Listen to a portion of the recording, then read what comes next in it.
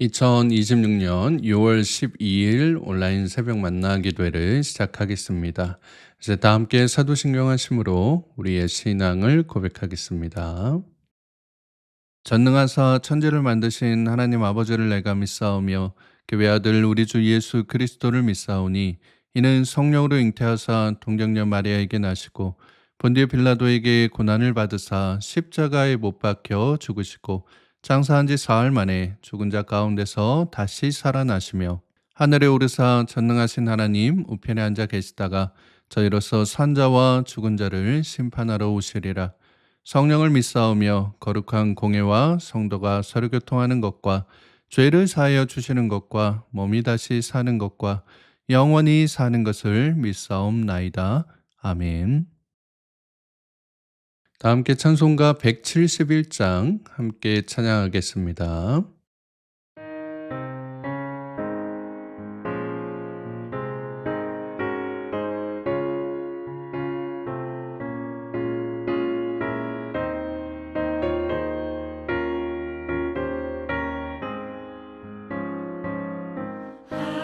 하나님의 독생자 예수 날 위하여 오시었네. 내 모든 죄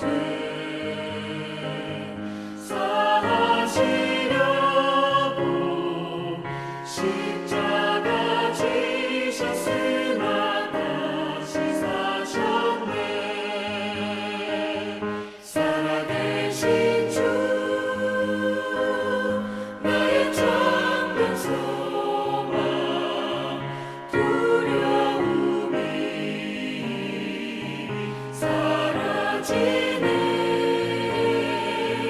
사랑의 주님 갈 길 인도하니 내 모든 삶의 기쁨을 충만하네. 주 안에서 거듭난 우리 기뻐하며 찬양하리. 가슴 속에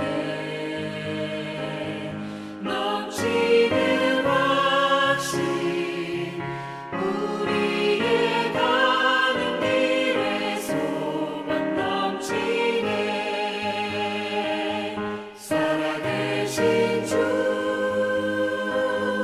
나의 참된 소망 두려움이 사라지네. 사랑의 주님 갈 길 인도하니 내 모든 삶의 기쁨을 충만하네.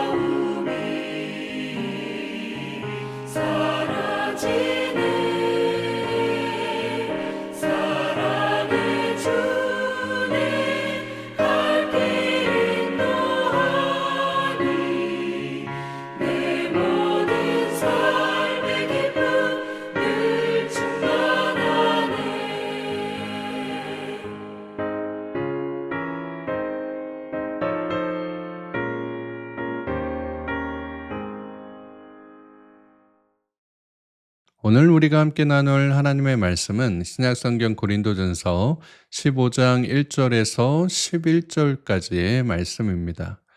고린도전서 15장 1절에서 11절까지의 말씀을 공동체 성경 읽기로 함께 읽도록 하겠습니다. 제 15장. 형제들아, 내가 너희에게 전한 복음을 너희에게 알게 하노니 이는 너희가 받은 것이요 또 그 가운데 선 것이라. 너희가 만일 내가 전한 그 말을 굳게 지키고 헛되이 믿지 아니하였으면 그로 말미암아 구원을 받으리라. 내가 받은 것을 먼저 너희에게 전하였노니 이는 성경대로 그리스도께서 우리 죄를 위하여 죽으시고 장사 지낸 바 되셨다가 성경대로 사흘 만에 다시 살아나사 게바에게 보이시고 후에 12 제자에게와 그 후에 500여 형제에게 일시에 보이셨나니 그 중에 지금까지 대다수는 살아있고 어떤 사람은 잠들었으며 그 후에 야고보에게 보이셨으며 그 후에 모든 사도에게와 맨 나중에 만삭되지 못하여 난 자 같은 내게도 보이셨느니라. 나는 사도 중에 가장 작은 자라. 나는 하나님의 교회를 박해하였으므로 사도라 칭함받기를 감당하지 못할 자니라. 그러나 내가 나 된 것은 하나님의 은혜로 된 것이니 내게 주신 그의 은혜가 헛되지 아니하여 내가 모든 사도보다 더 많이 수고하였으나 내가 한 것이 아니요 오직 나와 함께 하신 하나님의 은혜로라. 그러므로 나나 그들이나 이같이 전파함에 너희도 이같이 믿었느니라. 오늘도 새벽 만나 기도를 통해 하나님께서 주시는 말씀의 은혜와 평안이 사랑하는 성문가족 여러분들과 함께 하시기를 축복합니다. 오늘 우리가 함께 읽은 본문은 이제 고린도전서의 큰 흐름이 바뀌는 이제 지점인데요. 지금까지 바울이 고린도 교회 안에 벌어지고 있었던 여러 가지 문제들, 분쟁이나 파당이나 또 성찬에서의 문제, 은사의 남용, 방언을 오해하고 잘못 사용하는 이러한 모습들을 하나하나 짚어가면서 권면하는 모습들이 있었습니다. 그런데 이제 오늘부터는 고린도전서의 가장 핵심적인 주제 가운데 하나인 이 부활에 대한 이야기로 넘어가게 될 텐데요. 바로 그 부활 이야기의 문을 여는 것이 오늘 본문의 내용입니다. 오늘 본문 1절과 2절 말씀해 보시면 형제들아 내가 너희에게 전한 복음을 너희에게 알게 하노니 이는 너희가 받은 것이요 또 그 가운데 선 것이라. 너희가 만일 내가 전한 그 말을 굳게 지키고 헛되이 믿지 아니하였으면 그로 말미암아 구원을 받으리라 라고 말씀합니다.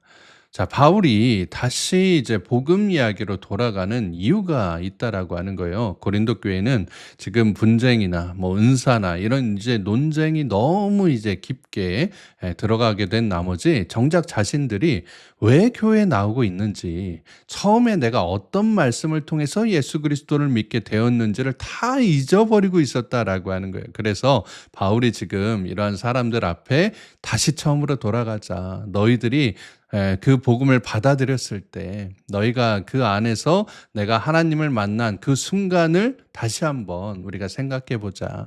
그래서 너희 마음속에 그 복음이 지금도 살아있느냐라고 묻고 있는 거예요.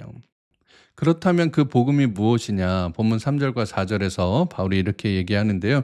내가 받은 것을 먼저 너희에게 전하였노니 이는 성경대로 그리스도께서 우리 죄를 위하여 죽으시고 장사 지낸 바 되셨다가 성경대로 사흘 만에 다시 살아나사라고 이야기를 합니다. 자, 여기 보시면 바울이 내가 받은 것, 그러니까 내가 먼저 이제 다메섹 도상에서 하나님을 만나서 그 안에서 예수 그리스도의 복음을 접했던 그 귀한 은혜의 사랑을 내가 받은 그대로 너희에게 먼저 전했다라고 얘기를 합니다. 그래서 이것은 내가 경험한 바지만 내가 이제 복음을 받아들이고 이 복음 안에서 하나님의 말씀을 열심히 배우다 보니까 또 이제 사도 바울이 가말리아의 문화에서 정말 열심히 구약의 말씀들을 연구했었던, 공부했었던 그런 사람이었기 때문에 어떤 표현을 쓰고 있냐면 성경대로, 3절에서도 말씀하고 또 4절에서도 성경대로 너희들한테 지금 이 이야기를 전해주고 있는 거다라고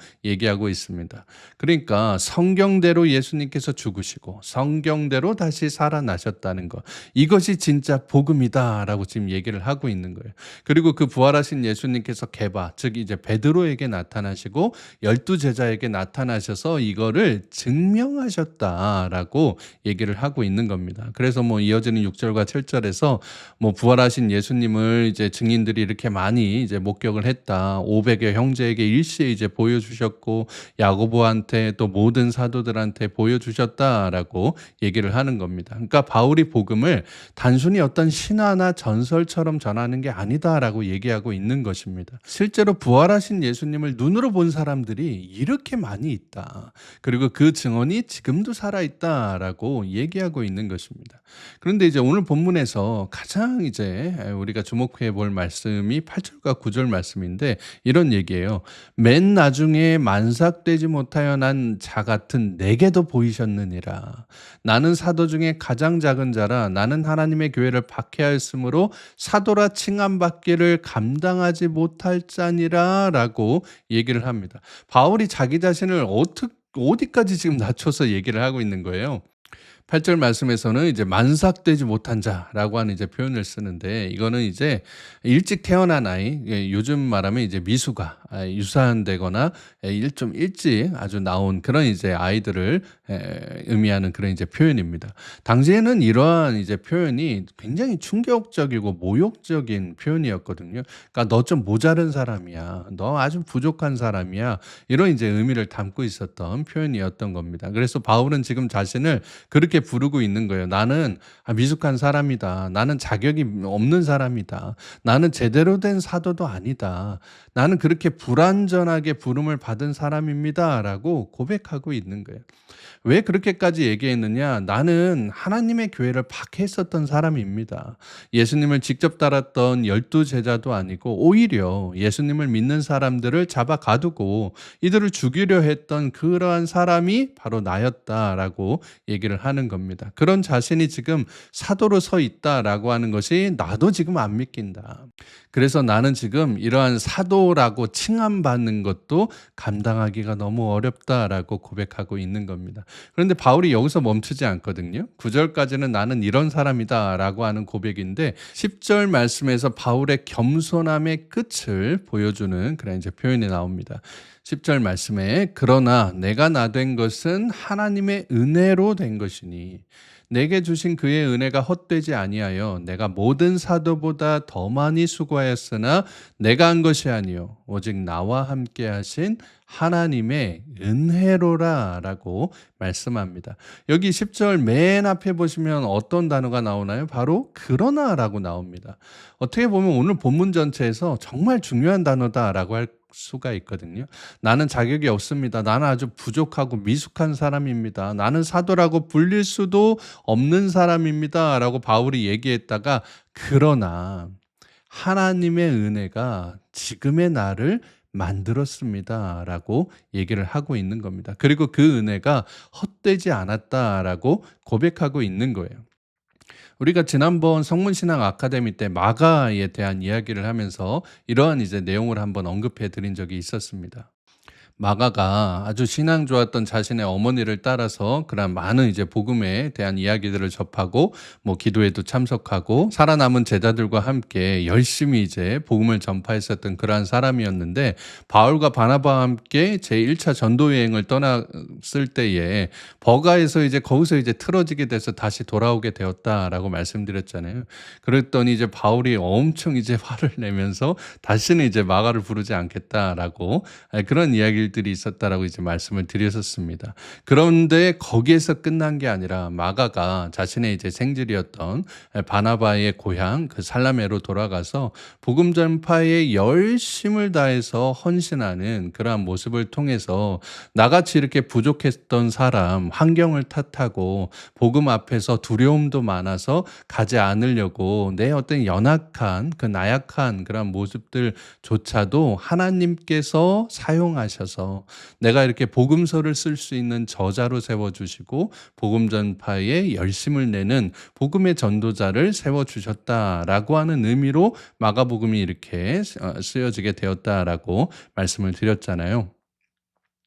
지금 이제 바울도 그런 차원의 이야기를 하고 있는 겁니다. 내가 이제 모든 사도보다 더 많이 수고했다라고 하는 표현이 나오잖아요. 그런데 그것조차도 내가 한 게 아니다. 나와 함께 하신 하나님의 은혜다라고 고백하고 있지 않습니까? 여러분, 이 고백이 얼마나 아름다운 고백인지 모릅니다. 자기가 한 일을 자랑하는 게 아니잖아요. 내가 한 모든 일이 내가 잘나서 한 게 아니라 사실은 하나님께서 하신 것이다. 이 모든 것이 하나님의 은혜다라고 고백하고 있는 것입니다. 사랑하는 여러분, 혹시라도 이런 마음을 갖고 교회를 다니시거나 아니면 섬김의 자리를 묵묵히 하고 계신 분들이 계신지 모르겠습니다. 주님, 저는 너무 부족합니다. 저는 너무 연약합니다. 아니면 저는 너무 많은 잘못을 저질렀습니다. 그러니 저는 하나님 앞에 설 자격이 없습니다. 하나님께 쓰임 받기에는 너무나도 초라합니다. 라고 고백하시는 분들이 혹시라도 계실지 모르겠습니다. 그런 분들에게 오늘 사도 바울이 혹은 이제 마가가 여러분들에게 그러한 이제 도전의 권면들을 드리고 있는 겁니다. 여러분, 저도 그랬습니다. 나도 사도라 불릴 자격이 없는 사람이었습니다. 저도 그러한 위험한 상황 앞에서 집으로 도망가기에 바빴던 겁쟁이였습니다. 라고 고백하고 있는 거예요. 사도 바울이 교회를 핍박하고 성도들을 죽이려 다녔던 사람이었다. 그런 나를 하나님께서 부르셨다. 그것이 바로 은혜입니다. 라고 고백하고 있다는 것입니다. 여러분, 하나님은 완벽한 사람을 찾아서 쓰시는 분이 아니에요. 가장 작은 사람, 가장 부족한 사람, 스스로 자격이 없다라고 여기는 자를 오히려 찾아서 사용하시는 분입니다. 그 은혜 앞에서 우리가 할 수 있는 게 하나밖에 없다라고 하는 거예요. 그 은혜가 헛되지 않도록 오늘 하루도 그 은혜를 붙들고 살아가는 모습이 있어야 된다라고 하는 겁니다. 내가 잘나서가 아니라 하나님의 은혜로 여기까지 왔다라고 하는 것을 고백하는 것. 부족한 나를 부르신 하나님께서 오늘도 부족한 나와 함께 걸어가신다는 것, 그것이 오늘 우리가 하루를 살아갈 수 있는 가장 기쁨의 이유이자 든든한 이유가 될 줄로 믿습니다. 그래서 오늘도 그 은혜에 힘입어 어제보다 조금 더 용기 있게, 조금 더 따뜻하게 하나님 앞에 그리고 사람들 앞에 복음을 전하며 나아갈 수 있는 사랑하는 모든 성문의 가족들 되시기를 주님의 이름으로 축복합니다. 함께 기도하겠습니다. 사랑과 은혜가 풍성하신 하나님 아버지, 오늘도 새로운 날 주심에 감사드립니다. 오늘 이 새벽에 우리에게 말씀을 통해 자격 없는 나를, 가장 작은 나를 찾아오셔서 하나님의 은혜로 세워주셨음을 다시 한번 깨닫게 하여 주시니 감사드립니다. 내 부족함에 낙심하지 않고 내 과거의 실패에 주저앉지 않고 오직 나와 함께 하시는 하나님의 은혜를 붙들어 오늘 하루도 그 은혜가 헛되지 않도록 성실하게 그리고 감사함에 살아갈 수 있는 우리 모두가 되게 하여 주시옵소서. 그리하여 우리를 부르신 그 은혜가 오늘도 우리 삶의 자리에서 열매 맺게 하여 주시고 우리의 손길 닿는 모든 곳에 하나님의 나라를 만들어가게 하여 주시옵소서. 거룩하신 우리 구주 예수 그리스도의 이름으로 기도드리옵나이다. 아멘. 주기도문으로 기도회를 마치겠습니다. 하늘에 계신 우리 아버지여, 이름이 거룩히 여김을 받으시오며 나라의 마옵시며 뜻이 하늘에서 이룬 것 같이 땅에서도 이루어지이다. 오늘날 우리에게 일용할 양식을 주옵시고 우리가 우리에게 죄 지은 자를 사하여 준 것 같이 우리 죄를 사하여 주옵시고 우리를 시험에 들게 하지 마옵시고 다만 악에서 구하옵소서. 대개 나라와 권세와 영광이 아버지께 영원히 있사옵나이다. 아멘. 이제 함께 기도하는 시간을 갖도록 하겠습니다. 오늘 주신 말씀 마음에 묵상하면서 나라와 민족과 또 특별히 우리 교회 위해서, 물론 목사님과 담임 목사님 위해서, 또 우리 교회 모든 환우분들과 연약한 지체들을 위해서, 또 여러분의 가정을 위해서 여러분 계신 자리에서 간절하게 함께 기도하도록 하겠습니다. 함께 기도하겠습니다.